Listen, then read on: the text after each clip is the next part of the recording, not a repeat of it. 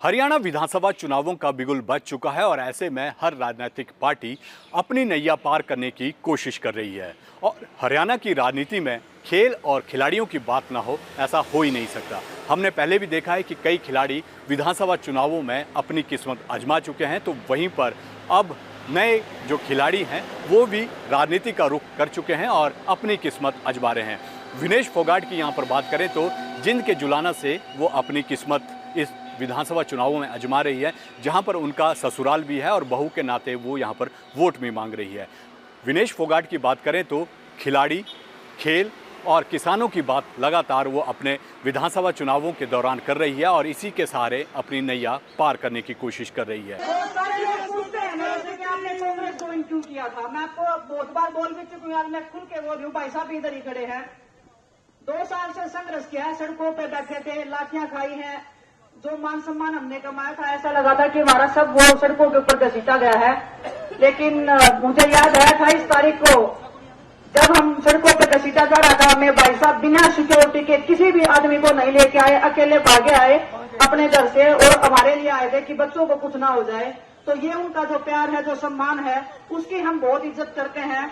ऐसा नहीं है कि मैं कांग्रेस में आई हूं तो भी इज्जत करती हूँ। हमारे दिलों में खिलाड़ी होने के नाते जो प्यार का जो सम्मान था, इतना करोड़ों का जो जाना है, वो प्यार मैं चाहती हूँ कि आप सब इनको दें और कांग्रेस पार्टी को दें। कांग्रेस पार्टी हमारी सरकार बनाए, भूपेंद्र सिंह हुड्डा जी के नेतृत्व में हम जीते और खेलों का जो 10 साल से जो विकास रुका हुआ है, मैं चाहती हूँ भाई साहब आप वादा करके जाओ कि हमारे खेल जो पहले प्रगति पे थे ऐसी प्रगति पे रहे।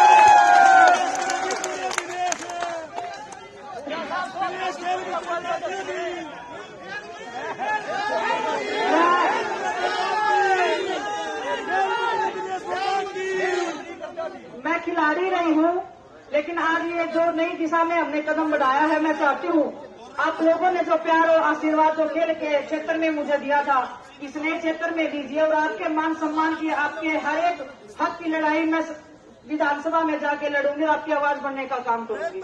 वहीं पर अगर कांग्रेस ने भी एक बड़ा दाव विनेश फोगाट पर खेला है और हरियाणा में जिस तरह से खेल और खिलाड़ियों को देखा जाता है, तो कहीं ना कहीं कांग्रेस इस पूरे मसले पर, इस पूरे प्रकरण पर यह देखना चाह रही है कि उन्हें इसका कितना फ़ायदा इन विधानसभा चुनावों में होगा।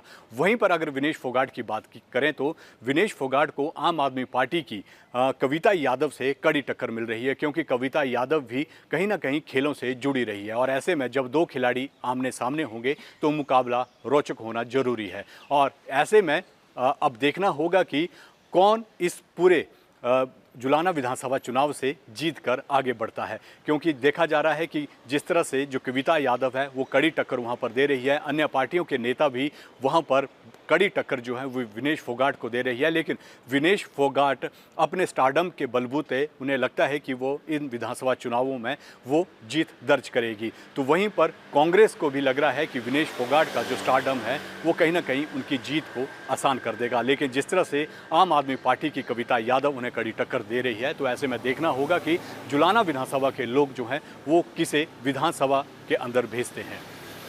न्यूज नेशन अब व्हाट्सएप पर खबरों के ताजा अपडेट के लिए न्यूज नेशन के इस QR कोड को स्कैन करें।